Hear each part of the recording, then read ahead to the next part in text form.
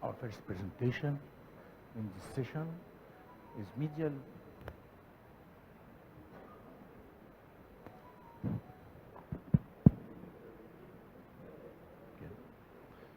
Our first presentation in this session is medial patellofemoral reconstruction by Professor Hazem Farouk.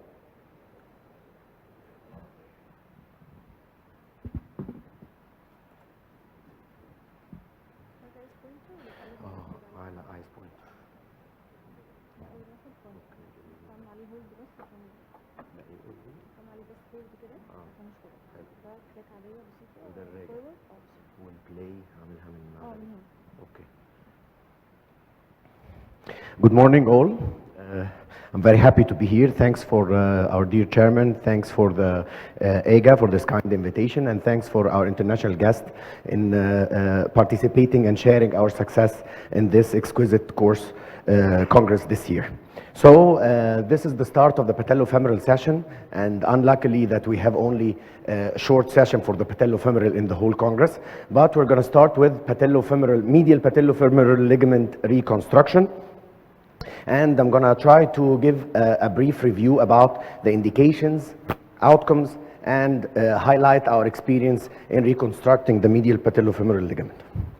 So in today's lecture, in the next hopefully 12 minutes, I'm going to discuss the Npfl and give some highlights about the anatomical and the biomechanical facts, and then proceed into the importance and the role of Npfl in the stability of the patellofemoral joint and in the normal patellar tracking, proceeding with the indications, when to do an Npfl reconstruction, and the outcomes that has been published in literature about the functional and the clinical outcomes of the reconstruction of different techniques, and our own experience in managing patellar instability, and ending with complications and how to avoid failures.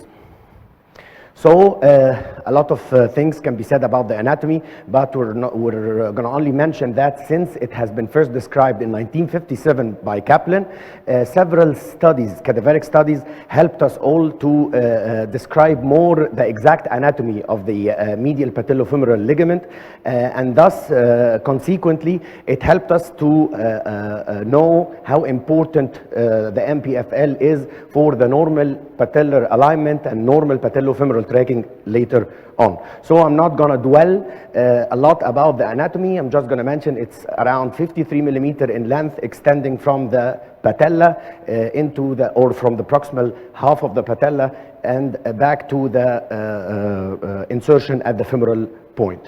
And now the highlight or the studies is studying more that it extends even to the distal end of the quadriceps tendon and the vastus medialis obliquus, and it does not insert solely into the patella. So what about the patellar stabilizers? Yes, it's an interplay of factors between dynamic stabilizers and static ligamentous stabilizers and a bony morphology of the patient that helps all together to seat the patella within the whole range of the knee flexion into a normal pathway and a normal pattern without any abnormalities. So what is the role of the Npfl then? It is the most important soft tissue restraint, specifically from 0 to 30 degrees flexion, and it works to seat the patella and guide the patella into the groove. After 30 degrees, probably the lateral facet of the trochlea takes over and control the motion. So it plays a role among other factors in the normal static position and consequently in the normal patellar tracking. And it has been well documented that incompetent or lax Npfl leads to malalignment and then maltracking and definitely abnormal joint stresses, and then the patient start to complain whether pain or proceeding into the spectrum of instability and proceeding to dislocation at the end. So injury to the Npfl has been documented in almost 99% of all cases of patellar dislocation, either a single episode of dislocation or a recurrent episodes, in the recurrent episodes. So in 99% of the time, with only a single dislocation, we find that the Npfl is torn or seriously injured. And thus, restoration of a competent Npfl is mandatory in management of patellar dislocation, even a single episode, as you're going to see.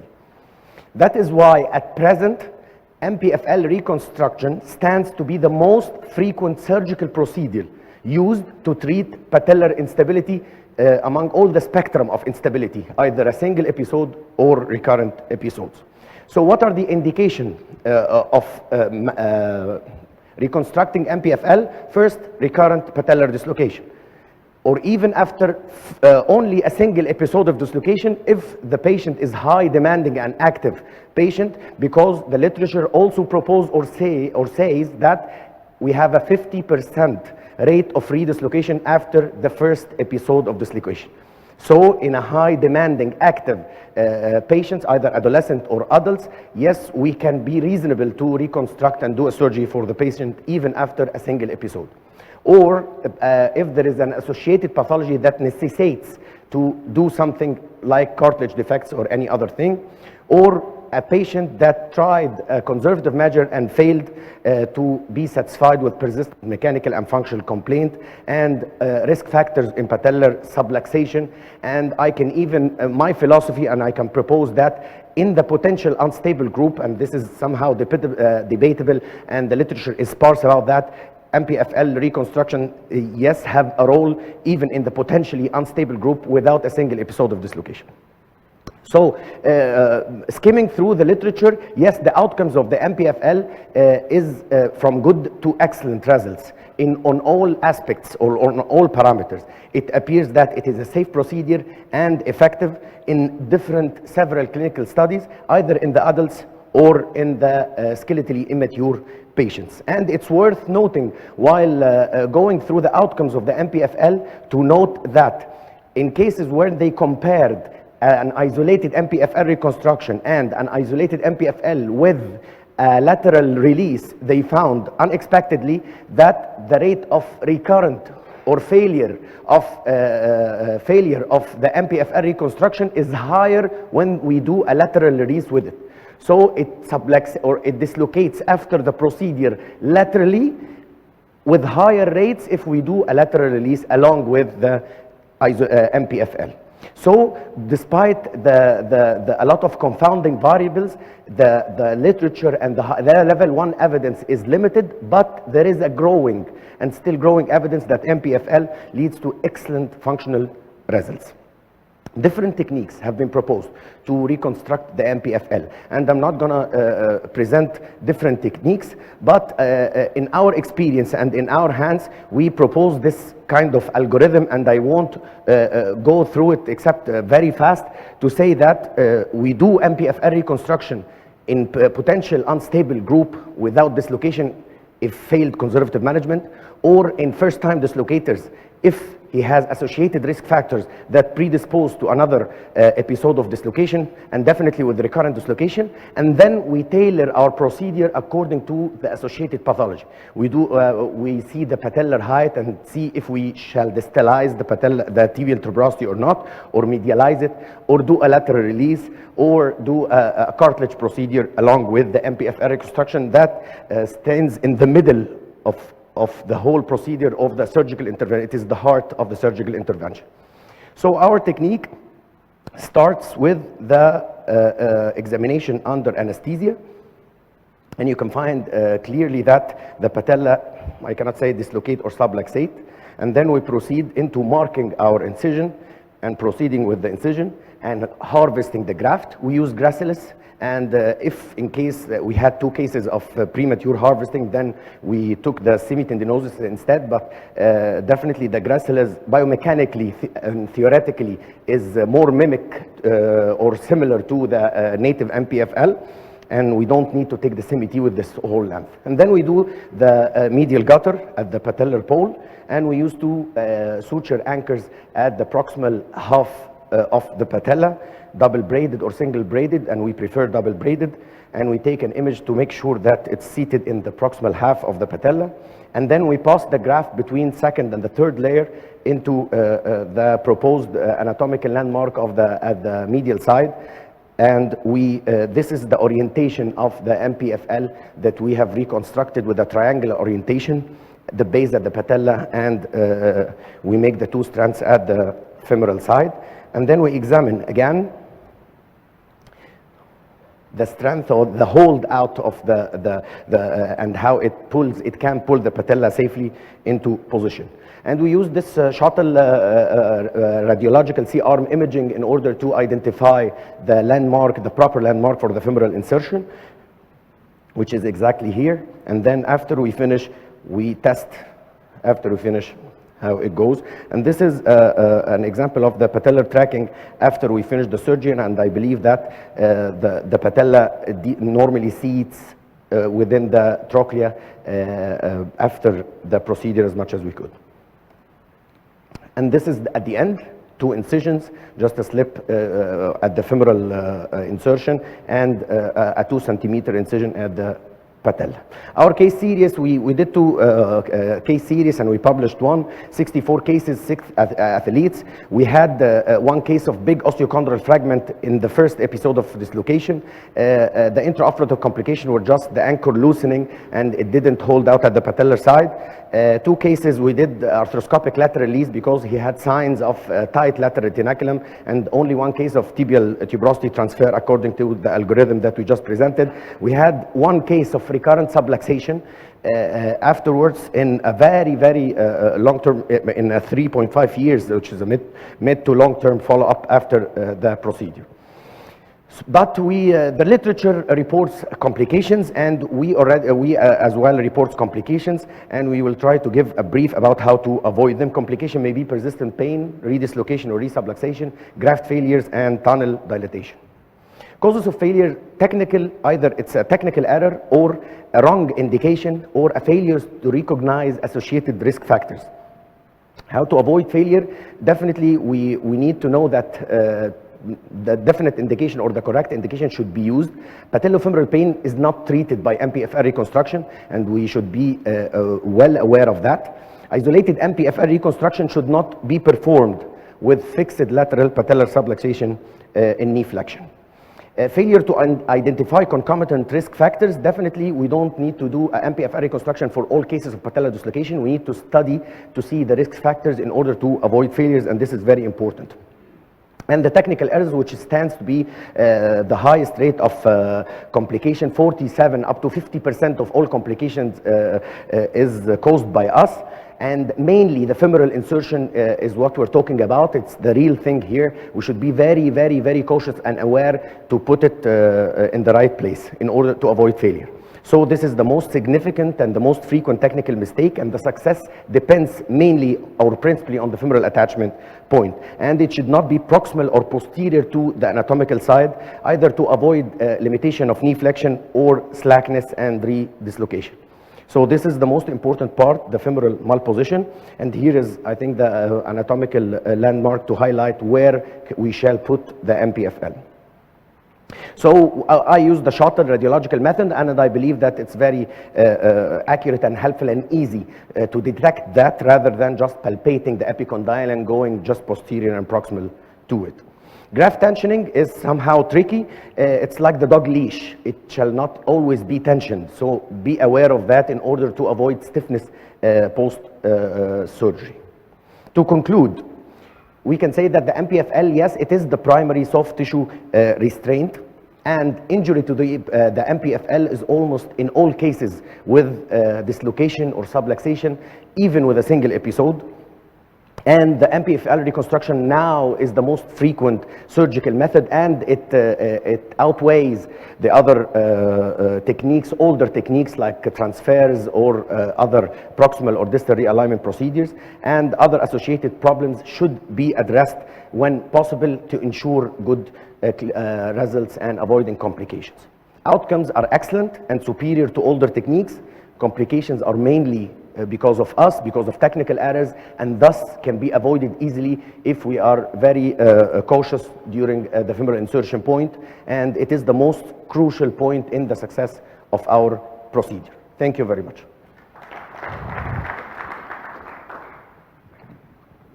Thank you, Professor Hazem. Our next presentation, patellar instability, when and how to perform surgery, by Professor Christoph Becher. Thank you very much for the Egyptian Arthroscopy Association for inviting me to this very nice conference. When and how to perform surgery is a big topic. I think we could talk about this about an hour, so I try to condense it and get it somehow done in these 15 minutes. It is a very important topic because once in a while I'll see these kind of cases. This poor lady, 26 years old, did have 11 surgeries on her both knees. And you see the scars here. She had Npfl reconstruction, she had some kind of realignment procedure in the patella tendon, she had lateral lease, and on and on. But you see what happened? She has persistent urinary pain, and she takes a dose of oxycodone. I think the most of us would sleep all day if we take that. So the major question is when to perform surgery before we're thinking about techniques. To know that, we have to know about the epidemiology. We know that the highest incidence of patellar dislocation is around this age, between 15 and 25 years of age. So if there's a dislocation and around 40, probably it's not necessary to go for surgery at the first place. So we have to think about this epidemiology for sure. And of course, we have to think about there's a high risk of redislocation. If someone underwent a primary dislocation, we know that 10 years after the primary dislocation, the overall risk to have a secondary dislocation is over 20%. And especially the high-risk group of these young females that we all know about is even higher, the risk for redislocation.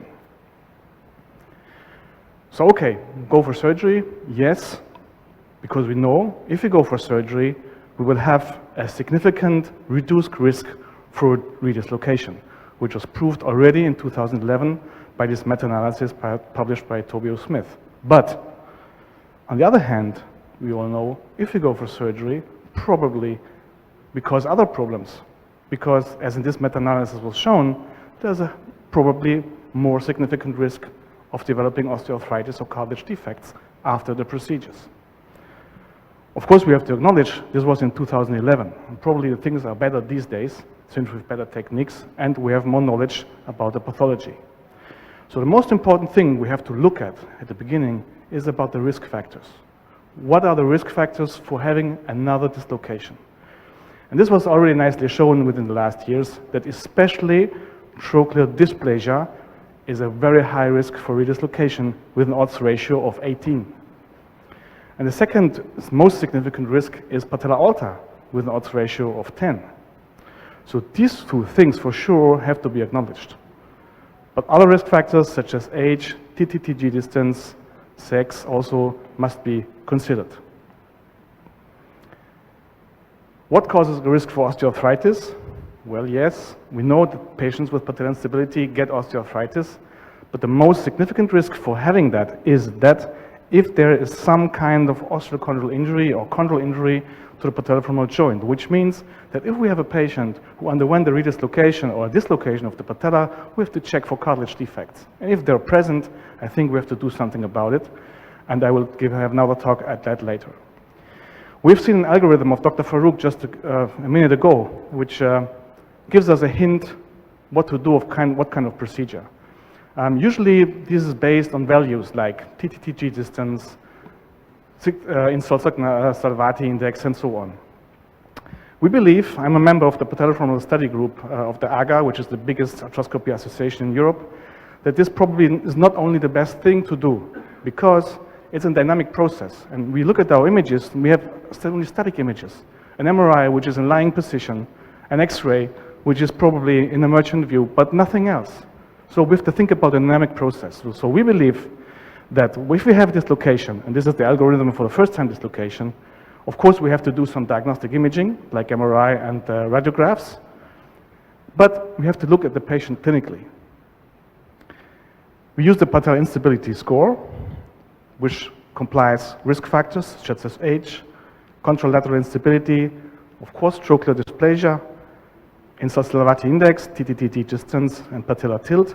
And if you do this score, this so-called PEACE score, then you could probably decide whether it's less than 3 points, okay, we have to go for conservative treatment, or if it's higher than 4 points, we should go for operative procedure.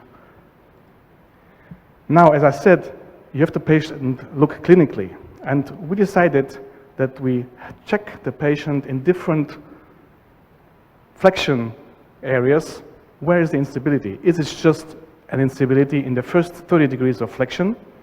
So just a soft tissue problem? Npfl reconstruction might be the adequate procedure. But is it also an instability in a higher flexion degrees, so up to 60 degrees? Then probably the bony alignment is so bad that we have to do something about it, such as trochleoplasty or tuberosity transfer, or even more, like a derotational osteotomy. If the instability is really in high degrees, flexion degrees, like 90 degrees, there's a big problem. So just an Npfl, I think, could not solve the problem. So that's how I do it. Usually check this instability in extension, go to 30 degrees, check it. Okay, in this case, still unstable, 60 degrees stable. So probably an Npfl reconstruction. This patient is good without seeing any images. So next question is, how to perform surgery? We've heard about Npfl reconstruction. I believe these days, this is the most important procedure to stabilize the soft tissues, which are, as Dr. Farouk already told us, are most important and most likely to be ruptured in the dislocation of the patella. The most popular techniques, at least in Germany, are the one that was already shown with this gracilis double bundle reconstruction technique, or with a quadriceps tendon transfer, or with a technique that I do is that so-called dynamic reconstruction. And I will briefly show you how I do this. The dynamic reconstruction means that we detach the gracilis tendon or the semitoneus tendon at the pes anserinus and just shift it to the patella and fix it there. This is not completely anatomic, not completely, but has certain advantages. I don't need an amplifier. We don't have to look for the shirtless point and avoid all these complications that he has showed us in his last presentation, which are very important to avoid, of course. The second thing is how to do the tension. We have already heard that in the last talk as well. How do I tension the graft? In this technique, I don't have to look for that because the tension adjusts itself over flexion in the rotation period. So I have never a risk of over-tensioning the tendon. This is how it's done. Make an incision at the pes anserinus, detach the gracilis tendon, make my incision at the patella, make a drill hole, use a 4.5 burr to over-drill it, and then shuttle the tendon to the medial patellar pole underneath the sartorius fascia. The sartorius fascia acts as a pulley for the tendon, as we can see here. So this is the sartorius fascia, this is the tendon, just spread it around and move it to the medial patellar facet and fix it there with a biointerference screw. If you're interested in this technique, just write me an email. I could send you a video which shows it more precisely. So what to do in these patients who have instability even in higher flexion degrees? Such as this patient, we see here positive J sign. Then I checked it, 30 degrees, yeah, it's unstable. But even at 60 degrees, we can see it's somehow unstable. So probably in this patient, they have to do more. And that is what it looked like during surgery. We can see this patient has a significant trochlear dysplasia. And if I do just an Npfl here, this patient will have osteoarthritis for sure. Because even if it's only 17 years old, already having this cartilage defect here, because it bumps against this point. And if I over-tension it with an Npfl reconstruction alone, probably I have a stable patella afterwards, but for sure osteoarthritis. So not only the instability is a problem, the cartilage is a problem as well, and we have to think about it. And this was already shown in the literature. This publication of 2014 from Freiburg in Germany, they showed that cartilage defects in mild grades of trochlear dysplasia are only present in 46% compared to compared group when trochlear dysplasia, where it was a lot more present.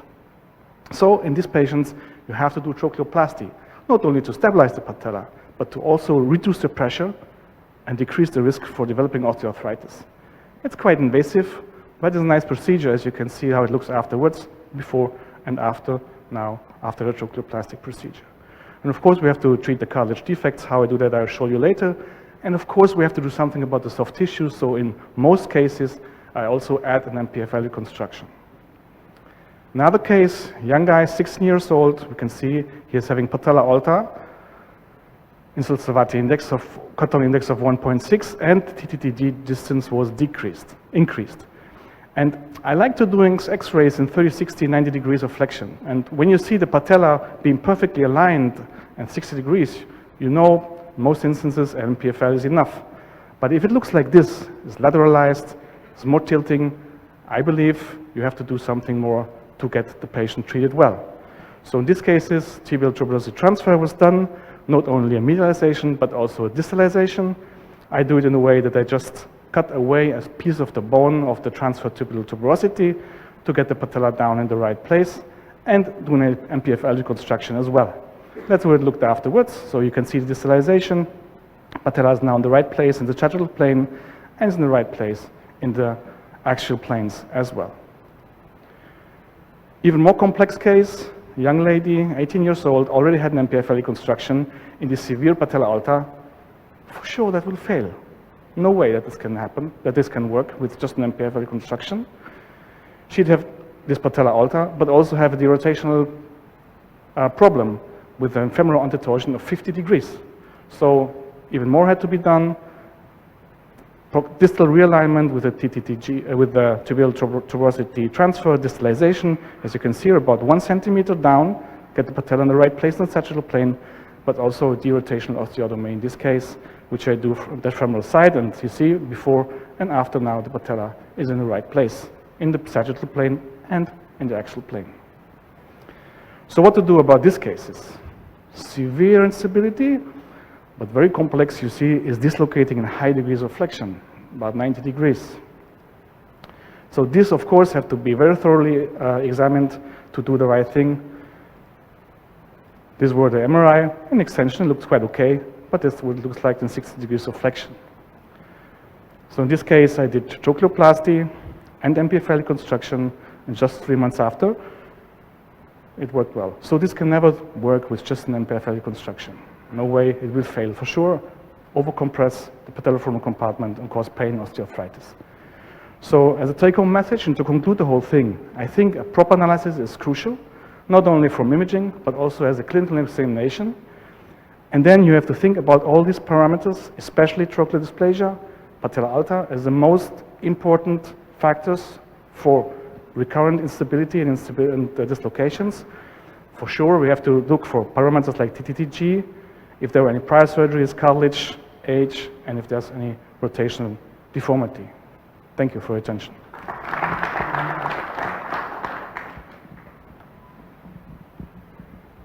So I think we continue with the third talk about traumatic patella dislocation with Dr. Hunter from the United States.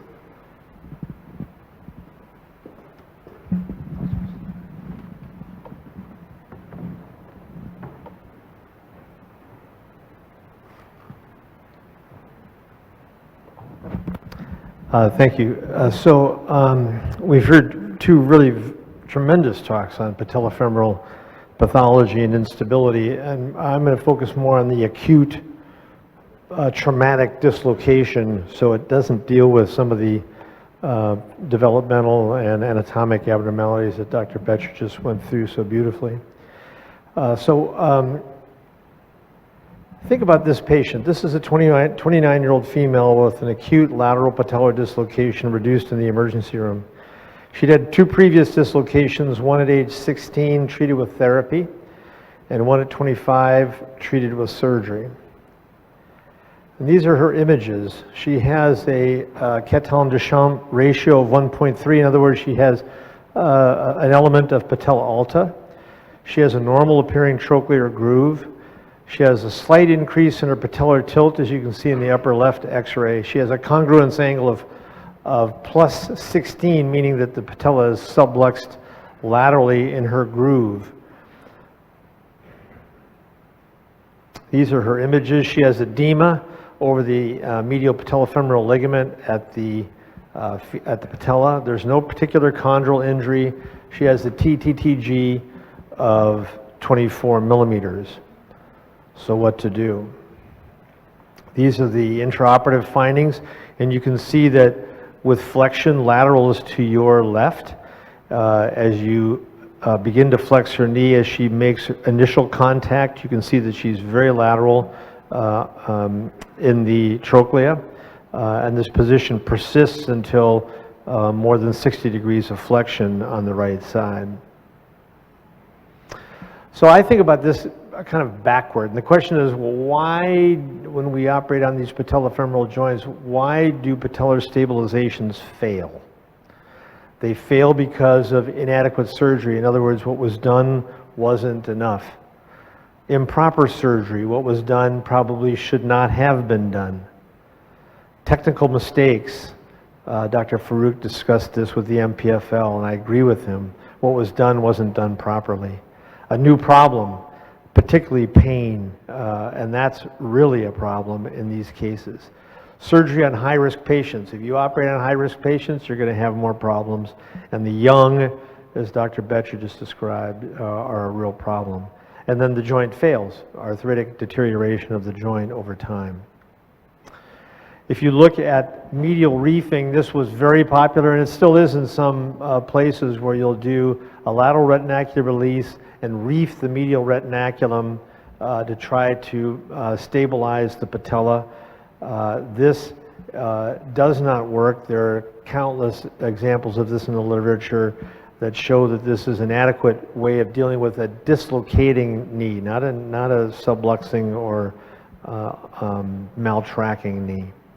Recurrent patellar dislocation in skeletally immature patients, if you look at this and look at the associated recurrence rates, they're associated with patella alta, as you just heard, TTTG that's elevated, trochlear dysplasia, and the incidence rate is significant in these younger patients. If you follow them long enough, the recurrence rate is almost 50% by 10 years. So this is just a high-risk population that we have to understand and appreciate. And again, as was said, if somebody dislocates for the first time when they're 40, chances of them coming out again is not very high. If they come out for the first time when they're 16, the chances are very high. Here's a 15-year-old patient of mine with a history of 4 patellar dislocations and subluxations who had failed physical therapy and failed bracing. She had a TTTG of 19 millimeters. This is her sulcus angle. It's 155 degrees, so she does have an element of trochlear dysplasia. She has a slight patella alta, not too bad. And this is above her patellofemoral joint at the time of her index surgery, and you can see that she was tracking quite laterally, consistent with a patellar dislocation. She returned to me a year and a half later complaining of crepitus and pain. Her patella was stable. And if you look in the bottom images, you can see that she has significant damage to the articular surface of her patella. This is 19 months later. She's tracking great, but she has very significant chondral damage. Here's the Npfl reconstruction. You can see very robust and working well, but this is a new problem, and it will be a real problem for her in terms of pain and chondral breakdown. So I think here are the variables to consider when when thinking about patella instability surgery for the dislocation: alignment, as was discussed, the position of the patella alta, the shape of the knee, particularly the trochlea and trochlear hypoplasia, and the stability, which is addressed with the Npfl. I think if you think about those 4 elements as you approach the acute dislocation, you can do well. Alignment and the position, the patella alta, are dealt with, for me, by moving the tibial tubercle. And the tibial tubercle can move 5 different ways. You can move it, and when we're dealing with instability, you can move it medially if there's an increased TTTG. You can move it medially and anterior if there's an increased TTTG along with chondromalacia of the patellofemoral joint. And you can move it inferior, as you just saw, if there is a patella alta problem. So the tibial tubercle is a good place to readjust and correct alignment problems. If the alignment's good, you don't need to do a TTT. But if it's bad, you can restore normal anatomy. This is basically how I approach tibial tubercle osteotomy. In a normal knee, that is a knee without dysplasia, If the TTTG is greater than 20 millimeters, I will think about incorporating a tibial tubercle transfer in addition to an Npfl reconstruction. My goal is a TTTG that's more normal, which is about 10 to 12, maybe 15 degrees, or millimeters rather at the most. So the correction is typically around 10 millimeters or so. In the dysplastic knee, I have a lower threshold for doing the osteotomy, and I will think about it if the TTTG is 15 millimeters or more. My goal is 5 to 10 millimeters. I want to get it a bit more aligned. So the correction can sometimes be a little bit more, up to 15 millimeters in those circumstances. And I also will do a distalization if my Caton-Deschamps ratio is 1.4 or more. So here's the example of the osteotomy. You can see my blade and the angle of the cut, which is about 30 degrees or so. I move the tibial tubercle laterally, as you can see here, just by transferring everything, and then fix it in place using 2 screws to hold it down. And the degree of correction you can make very, very carefully and very thoughtfully based on preoperative templating and intraoperative observation. The amount of cut, or the angle of the cut of your tuberosity, can be quite different, from as high as 60 degrees, even 90 degrees if you make the cut in a different way, but 60 degrees all the way to 0 degrees, and the amount of cut, the angle of the cut will dictate both how far it moves medially and how far the tibial tubercle moves anterior. For me, most of the time when I'm dealing with instability, my angle of attack is about 30 degrees. It's not exactly correct, but it's close enough for me, and that is that for each millimeter of anterior translation, there are 2 millimeters of medial translation, which allows me to medialize the tubercle significantly while still elevating it just a little bit if there's chondral damage in the patellofemoral joint, which is almost always the case in these knees. Here's a situation where I had a CD ratio of 1.7. So in this case, along with the Npfl, as you can see, we did a distalization of the tibial tubercle. I add an additional screw for a more rigid fixation if I do that. My goal is a ratio of about 1.2. I don't try to get 1, which is the 1.0, which would be ideal, because if you overcorrect and get a patella baja, that can be a real problem. So I shoot for a CD ratio of about 1.2. The Npfl is the ACL of the patellofemoral joint. So if you're going to be stabilizing the patellofemoral joint, you need to be doing Npfl reconstructions or know how to do them, as Dr. Farouk just alluded to and showed very nicely. So I won't go into this in any detail at all, but it's virtually always part of my patellofemoral reconstruction, as Dr. Becher said. It's not enough in many cases. So here's the basic algorithm I'm using for a first-time dislocation. They can, if they have an abnormal X-ray or an MRI, it breaks up into 3 groups: a displaced osteochondral fracture, malaligned but otherwise radiographically all right, or both malaligned and a displaced osteochondral fracture.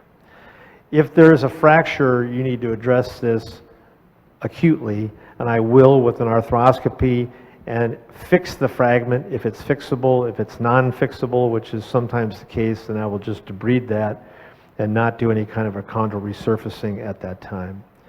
If it's both malaligned and there's a fracture, I will do the same thing with the scope and debridement versus fixing, and I will do an Npfl reconstruction while I'm there to correct the malalignment. If it's just malaligned, I will do rehabilitation, get the effusion resolved, get the quad firing again, and then re-x-ray and re-image the knee to see if in fact the patella is still tracking laterally. And I'll usually give it a good 6 to 8 weeks. I don't think there's a real urgency to do this, and you can allow the knee to quiet down a bit. Re-image, if it's still tracking laterally, then I will do an Npfl reconstruction. This is a case in point where you can see this person now 8 weeks after their dislocation, had a pretty normal appearing MRI. You can see that there is chondral damage. It's tracking quite laterally. You can see the initial contact point and it continues to track laterally as you flex. What about adding the TTT, or the tibial tubercle transfer? Again, if the TTTG is greater than 20 millimeters in a normal knee, or greater than 15 millimeters in a dysplastic knee, then I consider adding a tibial tubercle transfer. At the same time, I will do the Npfl reconstruction. So again, for me, for an acute patellar dislocation, an otherwise normal setting, I think if you think about 4 variables, that is the position of the patella, whether it's got alta, the alignment, that is the TTTG indicating how much lateralization there is of the patella, the shape of the patellofemoral joint, and particularly the trochlea, and the stability, namely the Npfl. If you address those issues, I think you have a very good chance of ending up with a good outcome. Interestingly, in the US, we have not embraced trochleoplasty like Europe. The Europeans are way ahead of us in that regard. I think we're more fearful of that, and so trochleoplasties are much less commonly done in the United States than they are in Europe. We need to learn from them so we can be a bit more comfortable in that regard. Thank you very much. It's been a great pleasure. Thank you, Professor Hunter. Our last presentation in this session is by Professor Christoph Becher, how to treat deep focal cartilage defects in the patellofemoral joint.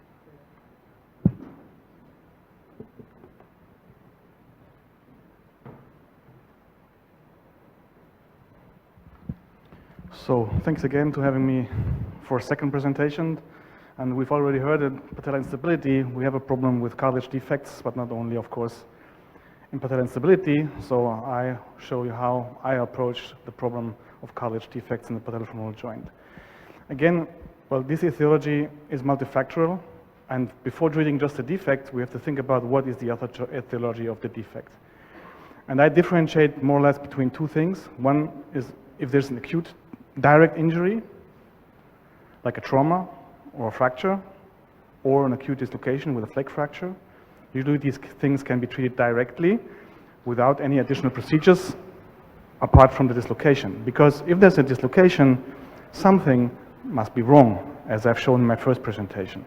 In most of the cases, there's some kind of mismatch between the load that is facing the patellofemoral joint and the load-bearing capacity of the joint surfaces. So that's why the defect develops. Most of these patients do have some kind of instability, dysplasia, or malalignment. The problem is we have these publications, and they are quite frustrating because they tell us if you do patellofemoral cartilage surgery, it doesn't work. Like in this systematic review, Arthroscopy 2013, they told us that there's no long-lasting success in 1 of 3 patients. That's not only for the ACI procedure, but also for other things like patellofemoral arthroplasty or allograft transplantation. But is that really true, that we know long-lasting success in 1 of 3 patients? I don't think so. Because in this publication, on the other hand, surgeons were satisfied with their procedures and recommend this procedure again. So all of them said, yes, I recommend operation, but when you look closer, you also have to treat the accompanying problem, dysplasia, malalignment, whatever. First, I go for the technique. The gold standard is microfracture for any kind of cartilage defects. And one of my old teachers, Hans Pessler, he already showed us in 2000 with question marks that this is probably good for trochlear defects, but not for the defects at the patella. And the literature confirms that, and this study is very frequently cited when talking about deterioration of results when using the microfracture technique. Here the group 4 was the retropatellar defects, that these were the defects that had the greatest deterioration after 1.5 years after treatment. So probably we have to do something more than just do microfracture. It's technically demanding. The patella probably does not have the cells that we need to, so probably have to do something more. Second option is that we augment it somehow. with bone marrow aspirate or alone just with a matrix, with an acellular matrix called the AMIC procedure these days, autologous matrix-induced chondrogenesis. And the second thing is to consider probably microfractures alone are not a good technique, and we've discussed that a lot within the last recent years. Probably we have to do not fracture the bone like that, but go deeper, like with a small burr or using a nanofracture to approach the cells that we want to for the cartilage regeneration. Use these kinds of instruments that could be used arthroscopically, probably are very useful. The acellular products in the market, there's a vast of options. Probably in the industry exhibition here, you can see some of them as well. That's just a few of them that we have available in Germany. The question is again, where's the indication? And I'm a member of the working group on tissue regeneration, and we put the matrix bone marrow stimulation for patients in an area of about 2.5 square centimeters. Of course, this can be more, bigger or smaller as well. That's how I do it. I use the Hyalofast matrix, which is from Anika Therapeutics. This is the defect at the patellar surface. I use these K-wires to get the patella in the right position, don't have to make such a big incision. I like to use bone marrow aspirate because I believe cells from the iliac crest will give us a better chance for regeneration, augment the matrix with it and put it inside. This matrix is very nicely to use, and just after the procedure, as you can see, I move the knee, flex it and extend it, and then afterwards, for the check, the matrix is still in place, not displaced, very sticky, very nicely into place, and very convenient to use. Other options, Oates technique. I believe in the patella, not a useful thing, because there's a mismatch between the surfaces. Even in this publication, I mean, you usually do the best pictures for publications, there's a mismatch. And literature, there's not much out there, but the one that's out there shows inferior results compared to the tibial lesions. So for me, Oates procedure and the patellar surface is not a good option. So the last remaining is autologous chondrocyte implantation. Not available in all countries, of course. In Germany or in Europe, we have now Codon, which is approved by the European Medical Association. We have Tygenix, which is off the market because it was too expensive. And we have Novocard from Esculap and BioTissue. The literature is quite good. We have long-term results, and there's not many procedures in orthopedic surgery, I think, which have such a good base of literature available. And this long-term publication was of 2010 with the first generation technique with the periostral flap. Large defects, huge amount of patients that have been treated. And the question, I think, which is most important that we ask our patients, would you do ACI again, was answered by over 90% treated for patellar lesions, 91% that they would have the ACI again, which is, I think, a good result. But if you look closer, they say patellar lesions with realignment. So again, think about additional procedures when treating these lesions. Another study, also minimum 10-year outcome, it got the Joint Cell Award about it, 210 patients treated, huge defects, 8.4 square centimeters. I think this is the whole patella. I don't know how they measured it, but it's huge. But the results were equivalent to the tibial femoral joint. So after 15 years, still 70% of these procedures have survived, which is, I think, a good result in this difficult kind of patients. Last study that I'm going to show you again, mid to long-term results, huge amount of patients, more than 800, big defect sizes, and they checked for different locations, and I showed you the first slide about the systematic review that 1 of 3 fails cannot be confirmed in these studies. So the patella was just the same in the failure rate compared to the medial or lateral femoral condyle. Just an example how I do it. I have 2 available. I have the Novocard, which is from TETEC. In patellar defects, it's not quite nice because the matrix is big, and since the height of the patellar cartilage is usually thicker than in the tibiofemoral joint, it fits very nicely into the defect. Or I use the Codon procedures, which is just a small chondrophiles put into place. But as I said, the cartilage is pretty thick, so I like to augment this these days with the acellular matrix to, well, as a surgeon, have a better feeling how it looks like after surgery, and probably fix it even with fibrin glue in this large defect as shown in this example. In trochlear defects, it can be very nicely done arthroscopically. So you just debride the defect in the usual fashion, put in the chondrospheres, get them into place, and you won't believe it, but these small egg-like looking balls produce cartilage, which was confirmed in this study. I was one of the members who was in the multicentric analysis participating for the approval of the European Medical Association, and we have now 5-year results available, which has just been published last year in the OGSM, and the results were just the same as for the femoral condyles, not inferior. And which is also important in this graph is no deterioration over time. So the results were persistently good even after 5 years. Just the last technique, which is coming up more and more now in Europe, which is quite, I think is quite interesting because it's cheap, is to do minced cartilage technique. That means you take the debrided cartilage, cut into small pieces, and just put it back into the defect, like this. I think this is dangerous to get them lost, because here we have no good shoulder. You have to cover it somehow with a matrix or with fibrin glue to keep them in place. We don't have much out on literature on that yet, but I think this is an example which is quite encouraging. A huge defect here in lateral facet, and 2 years after treatment, the defect was really nicely filled with this technique. So, what about with these kind of defects? We also face frequently. This is a older than 50-year-old male, needs his knee because he's a carpenter, and you see a bipolar lesion. So behind the patella is cartilage defect, and in the trochlear is cartilage defect with subchondral cyst formation. Tibial fibular joint still okay. X-rays do not look so bad, so there's no malalignment in all planes, not really arthritis at this point. So what to do? Just cartilage repair, we know in bipolar lesions over than 50 years probably doesn't work.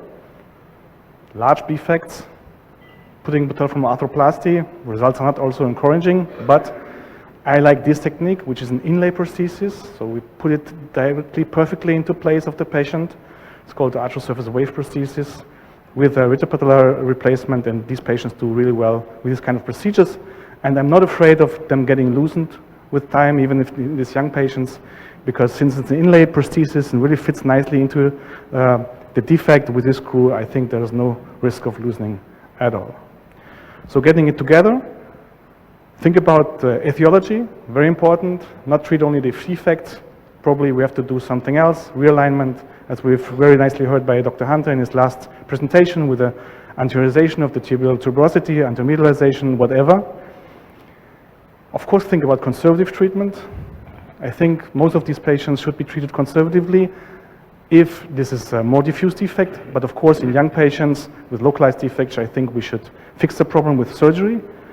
I believe a matrix osteotomy technique is these days state of the art. Just a simple microfracture is not anymore the state of the art and should not be used.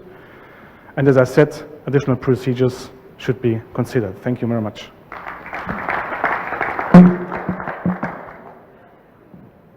Thank you, Professor Becher. Now, shall we take the questions? تفضل دكتور.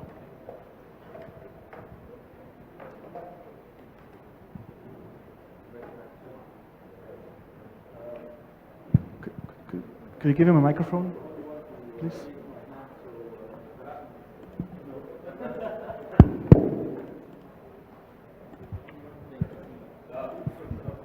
Thank you. Just a comment is Professor Dujour from France said that it's like menu a la carte for the patellofemoral reconstruction. As Professor Hunter said, you have to choose a different surgery for different people. Now, for all the panel, thank you very much for your presentations. My question is about the tensioning of the Npfl. At what degree of flexion do you do your tensioning, and when do you say it's enough tensioning like this, I'll stop here? And if there is hyperlax patients, is there any difference in the technique when you do it? And what is the post-operative rehabilitation strategy that you use? Thank you. So that's, well, maybe I answer first. That's a lot of questions. First, I'd like to comment on the Medial a la carte from de jour. I believe it's true, yes, but on the other hand, I believe it's not true. Just to rely on values, just the TTTG. The TTTG changes for many things. It's very different in trochlear dysplasia compared to a patient who does not have trochlear dysplasia. It's very different in a female, which is 1.50 height, compared to a male who's 2 meters height. So we have to consider this is a dynamic process and look at the patient clinically, not only rely on pictures. That's my first comment. Second was, I went to Tension the Npfl. I showed you this dynamic reconstruction technique, that you get rid of the problem. Because this is this discussion, which is, I think, it's not the correct discussion. Because if you have a patient with a cut-on index of 1.4 compared to a patient with a cut-on index of 1.0, probably the angle of tensioning might be different. You cannot say, I have to tension in 30 degrees, I have to tension 45 degrees.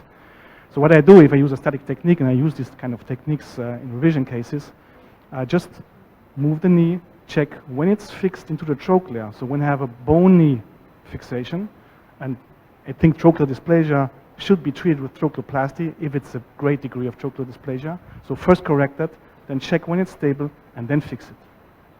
So not rely on the value, but looking clinically when it's stable.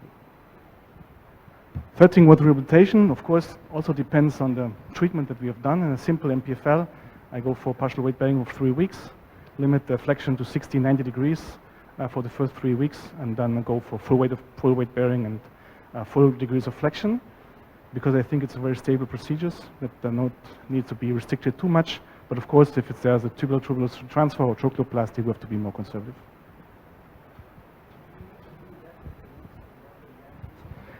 It depends again. If I have a tight lateral retinaculum and I do a medialization of the tibial tuberosity and distalization, I have to do something about the lateral retinaculum as well. Otherwise, it will not go medially and distally. But that's again, it's a clinical explanation. So take the patella, lift up the lateral facet, if it's mobile or not. If it's not mobile, we have to do something. If it's mobile and the patella is shifting to the medial side without any problem, you don't have to do something at the lateral retinaculum. So it's just a clinical explanation, nothing else. I would say for me, in the vast majority of cases, I don't have to do anything laterally with the lateral retinaculum. As was said, I think Dr. Farouk was saying this, but if you add a lateral release to an Npfl reconstruction, you actually increase instability, you don't reduce instability. But if you have a more fixed lateral position of the patella, sometimes you have to do something to move the patella more centrally. And if I have to, I always do a lateral retinacular lengthening. I don't do release, I do a lengthening by separating the 2 layers and making about, you can add a centimeter and a half of length to that and kind of dial it in as you need to. But Dr. Becher just made a very good point about what position do you place the knee to fix the Npfl. And I think that's a very good question, because if you have the knee too extended, 20 degrees, even 30 degrees in some cases, if you have a significant patella alta, you don't have good control of the patella in the trochlear groove yet. And so it's hard to know clinically what's reduced and what's not reduced. And so I will flex the knee until I get a reasonable bony stability with the patella in the groove. And that flexion angle depends, I think this is what you were saying too, that flexion angle depends on the height of the patella.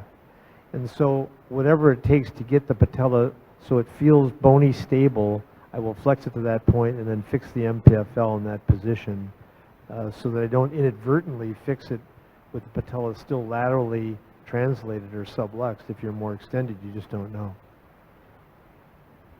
I think you should also check I would fix it with a clamp in this position. I think we just said the same.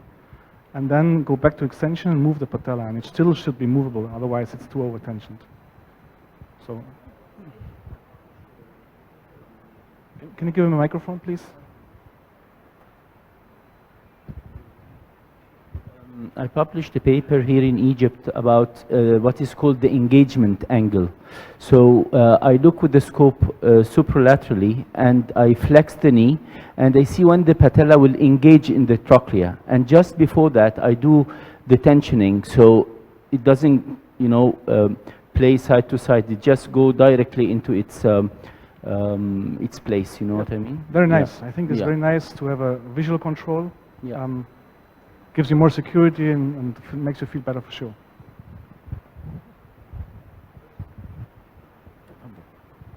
I would like to comment about the patellofemoral joint that it's classified into 3 groups, with the acute traumatic patella on top of normal pathology, or either acute on top of chronic. The patient has some abnormality in the anatomy and alignment of the patellofemoral joint with mild or minor trauma leading to patellofemoral instability, and this patient with instability without any trauma, that has recurrent instability without any trauma.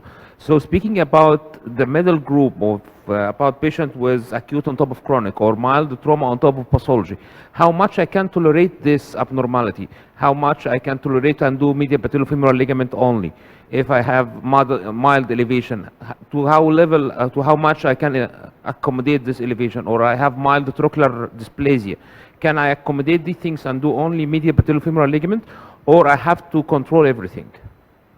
I think, look at the patient clinically, as I've shown you. Look at the flexion angle where the patella is engaging through the trochlea and is stable. And if it's within the first 30 to 40 degrees of flexion, I think an Npfl would be enough. But if it's still unstable in higher degrees, so that probably means that the grade of trochlear dysplasia is too high and the patella alter is too much, so that you get the patella stable with just an Npfl reconstruction, and you have to do more about it. I'm aware about studies that they are doing only medial patellofemoral in high-grade trochlear dysplasia and claim to have a good results. But I think in the long run you are doing overpressure and will lead to arthritis in the future. So neglecting a high-grade trochlear dysplasia and doing only medial patellofemoral ligament, it will work for the stability and it can achieve stability. But I think on the expense of pain and pressure. Yeah, you will have a high complication rate for sure. Some of these patients develop a flexion. They don't have full flexion afterwards. They have pain and deep degrees of flexion. They get crepitation, cartilage defects within a short time. So probably you cured the instability, but created pain. But that's not probably the right thing to do. Don't forget too that if you're dealing with an acute instability episode, the large, I can't remember exactly the percentage, but a very large percentage of those knees have chondral damage at time 0. So no matter what you do to that knee, if you stabilize it forever, the fact is you're stabilizing articular surfaces that are not normal. And they can continue to deteriorate over time in the absence of any recurrent instability episodes. So it's not as though, I think sometimes we blame our surgery for the degenerative processes that we see post-op. And clearly, we can overload the patellofemoral joint if things are done too aggressively. But don't forget that we're operating on an abnormal joint to start with. And so that has to kind of be factored into your thinking just a little bit. My last point about repair of acute medial patellofemoral ligament avulsion. Do you do repair or you do reconstruction in acute cases? I don't do a repair. I don't do a repair. If there's, oftentimes when you see a bony avulsion medially, it's actually the medial patellar tibial ligament or patellar meniscal ligament, and really not the Npfl at all. But I have not found, the problem is that in these ligaments that fail, we all know this, that you get an area of elastic deformation where if you stretch it and let it go, it goes right back where it belongs. Then you get a plastic deformation where you stretched it and then it fails. So even in the case of an avulsion, the question is, are you reattaching an Npfl ligament that's normal or one that's undergone a plastic deformation before avulsion and failure? The answer is, I don't know. And because of that, I feel more comfortable if I'm there doing something to actually do the reconstruction. Yeah, I did it for a while, but I more or less stopped completely because the results were not as good. So I had a high redislocation rate in these patients. Probably the only indication would be a real traumatic dislocation with not with low degrees of other variables that cause a problem. May I ask about the Npfl review? That it attaches to the upper pole of the patella and the lower part of the club. So we were aware of the QFL, attaching the Npfl to the upper pole of the patella together with the distal part of the quadriceps tendon. I started using it in my work, but I see no support from the literature. It's true. The anatomy is quite variable, and it's more complicated, we think. And I like the quadriceps tendon transfer technique because it's also not a round structure as the gracilis tendon is a flat structure, as we've already learned for the ACL as well. And the quadriceps tendon is quite nice because it covers a large area. It goes directly in the area where the original Npfl was when I pull it down. So I think it's quite a nice technique to use. But on the other hand, with my technique that I've shown, which is pretty simple, I've seen good results, even though it's not completely anatomic. So the goal was just to pull the patella somehow medial, and it works with this technique as well.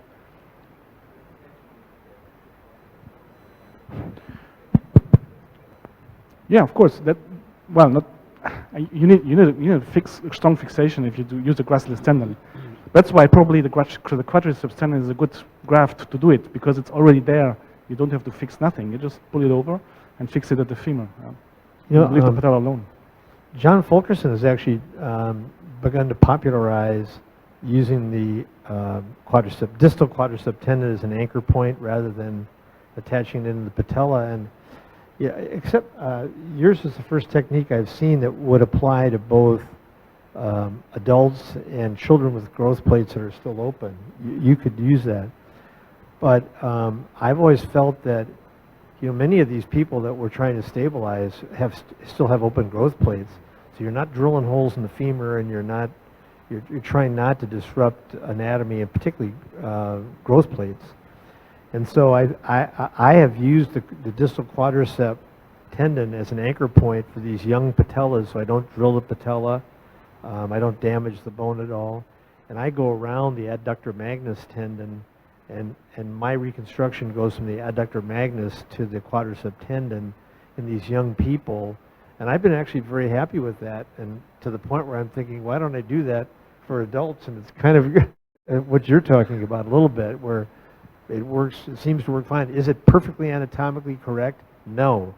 But there's enough slack built into that reconstruction, enough lack of rigidity that it can accommodate pretty well. And so you kind of have to think about a pediatric population as well as an adult population when you think about Npfl reconstruction. And the distal quadricep tendon can be a good source for that. Question, please. In your technique, dynamic reconstruction by gracilis, how could you adjust tension? Because we have long lever arm, and so how can the length and after fixation, how can we adjust? Well, actually, during surgery, you almost can't. I just have the pulley, which is the sartorius fascia. So there I can tell the length, or can define the length of the graft. So if I incise the sartorius fascia more proximally, then I will have a greater length of the graft. But the tension, I cannot. It will automatically tension itself during rehabilitation when the patient is moving, because the tendon is still attached to the muscle. So it's a dynamic process. That's why it's called a dynamic reconstruction technique. And it works. There's quite a couple of people who use it, and I did a match path control study, which is published in the SCAT journal, with a static technique, and there was no difference in the technique. And the good thing is, when I may say that, if the trochlear plastic grade is too high, it might fail. It's more likely to fail in a static technique, but which is probably a good thing, so to avoid pain and develop an osteoarthritis. Okay. Second question, what are your clear indications to do trochleoplasty? And you always combine it with Npfl? Yes, I always combine it.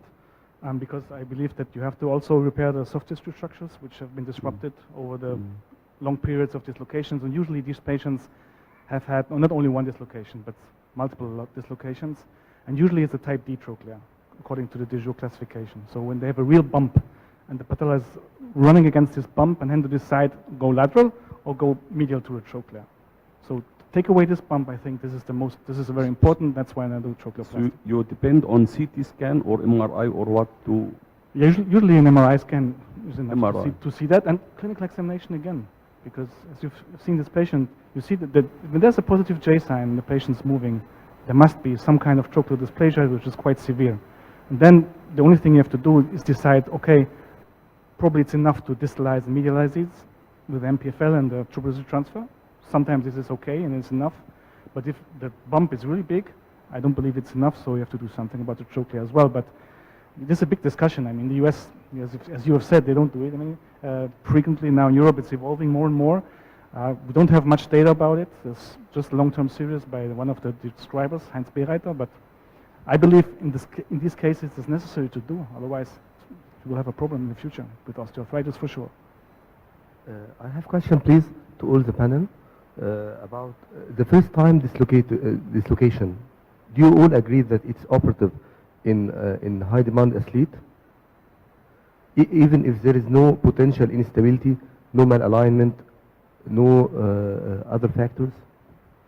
If I understand your question correctly, in a first-time dislocation, if I X-ray and MR the knee and the alignment looks good, if the patella is sitting in the trochlear groove on both my X-ray and my MR, I don't operate on that knee. I rehabilitate that knee and see how they do. I know that they have a higher recurrence rate. There's no question about that. But the question is which ones will and which ones won't, and I don't know the answer to that. So if it's sitting correctly, if it's anatomically correct, I don't think that there's an urgency, in my opinion, to be operating on that knee. And so I will place them in our patellofemoral rehab program with lateral bracing and a good quad and hip rehabilitation program to try to get good control of the limb and then see how they do. Okay. The second question, please, about the trocheoplasty. I don't have any experience in trocheoplasty, and usually I use the tibial tuberosity transfer instead of it. Is that a good option or not? No, well, this is a very established procedure with long-term available results, and tibial tuberosity transfer is a good procedure. But if there's a significant trochlear dysplasia, and I do a tibial transfer just along with an Npfl, probably, yeah, you will stabilize the patella, but still you will have the increased pressure there. So I don't believe it's good in the long term to do it or leave it like that. So you have to look at the patient. If you examine him and then check in 30 degrees and or 40 degrees, and you have a feeling of there's already good stability. There's a trochlea which stabilizes my patella, and you look at the MRI which confirms that, and the X-ray again in the merchant view, and you see the patella is in a nice trochlea, then you don't need a trochleoplasty. But if not, as I've shown in my examples, if it's flat or you still have the bump there, I think you have to do something about it. You cannot leave it like that. Is the long term of trocheoplasty is good? We are afraid of the morbidity of the trocheoplasty. It's a scary procedure. At the beginning, I can tell you, it's a scary procedure, but we have now really a lot of people out there who are doing it, and if you do it the right way, there's no increased risk for developing cartilage defects or osteoarthritis.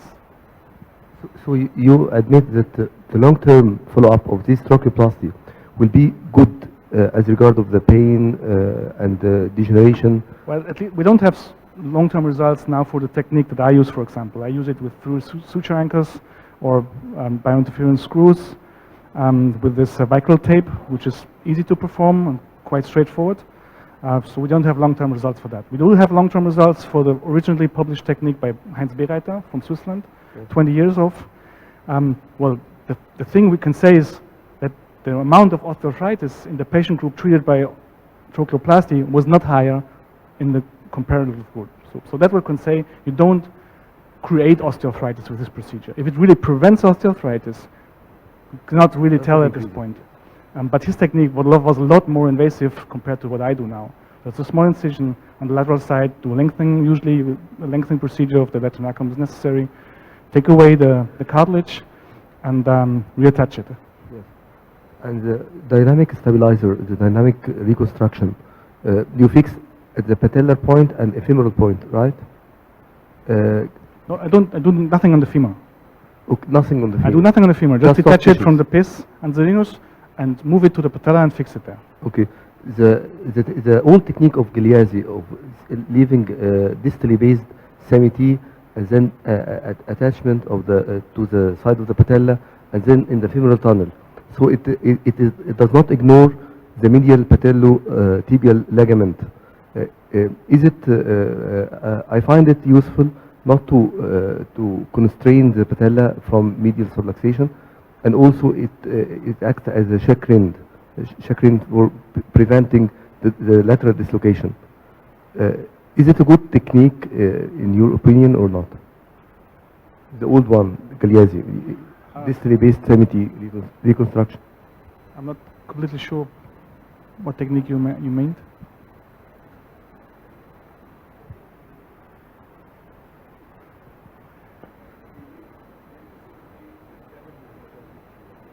Yeah.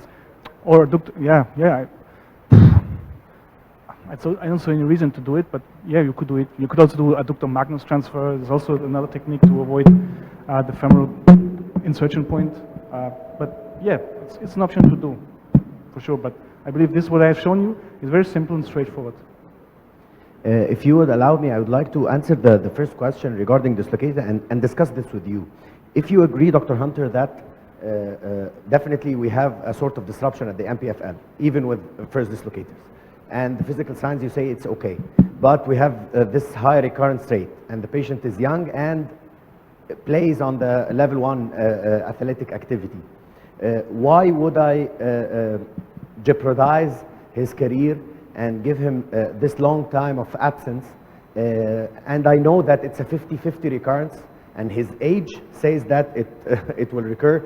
And we agreed that the healing of a plastic, like you said, the plastic deformation already before the disruption, I believe that I need to I agree on that. I mean, comment on that. Especially in these very sporty, active young patients. I mean, every dislocation has a high risk for cartilage disease damage, like a flex fracture. So also for prevention of that, if they're really sporty active, if they were thinking about a professional career or something, I think it's like 100% go for surgery. But if it's not like that, I think it's important to consult the patient, as Dr. Hunter said. There's a kind of 50-50 risk, depending on the risk factors, of course, and you could go conservatively. I mean, my former head of department, he had a patella dislocation when he was 25 years old, now he's 50, never had a dislocation again, treated conservatively. So I still have good patients without surgery, but in this kind of patients, I think surgery is probably the best thing to do. In our neck of the woods now, it's a little bit hard to talk a first-time dislocator into a surgical reconstruction when they watch the Super Bowl being won by somebody who dislocated his patella and came back and played 3 weeks later. He was playing. Now he's a superstar and he's biologically different than the rest of us. But the fact is, it can be done, and I don't know that there's real strong data that shows us that if it's anatomically aligned and looks normal, that you're going to change the natural history of that significantly with an immediate reconstruction. My concern is that, you know, I had a mentor way back when that said, no knee is so bad you can't make it worse with an operation. And there's a little bit to be said about that. And so I think that if there's been significant structural damage to the joint, I prefer not to insult the joint again unless I'm pretty comfortable that what I'm about to do is going to make a substantial difference. Not a marginal difference, but a substantial difference. And I can't convince myself at this point that that's true. And so in the normal x-ray, I mean, it got to look normal. And if it looks normal, I still feel like I am correct, or at least I can validate my position for leaving it alone. Now, could I argue with you if you said otherwise? I don't think so, but this is just, you know, from my experience, what seems to work most effectively in that particular population. It's obviously a very good discussion. We have three speakers who have vast experience with patellofemoral joint, and the discussion around the patellofemoral joint is very unlikely that it will end soon. So if we continue to discuss, we'll be enjoying for the coming few hours, but obviously for the time constraint of the program, we'll have to end the session because there is a coffee break. There are two just housekeeping points before we leave the stage. We have our speakers who haven't been to the stage to be awarded the EGAA plate, Professor Hajru Thurman and Chris Becher and Professor Verdong. So we're asking them to come to the stage to have their EGAA plate as an award and of their appreciation. And I would remind you that by the end of the morning sessions and before lunch, we have a very small announcement about the best articles submitted and the award of these articles. So please, before lunch, attend this session, because this is going to show the best papers and the award from the EGAA to our young surgeons. Professor Thurman, thank you very much. Thank you. It's our pleasure to have you here. This is your... please come in the middle. Can we have the photographer, please?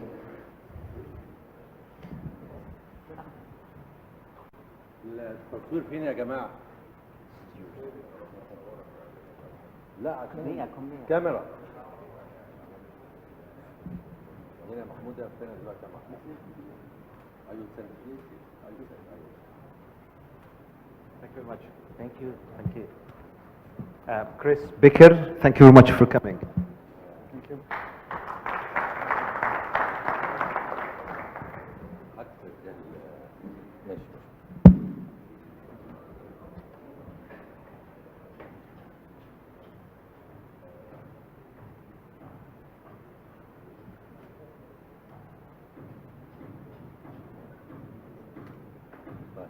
And last but not least, Professor Verdong.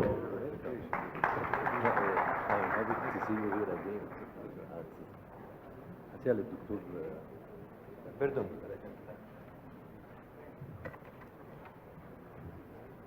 Thank you for the invitation. It is our pleasure to have you here. Thank you.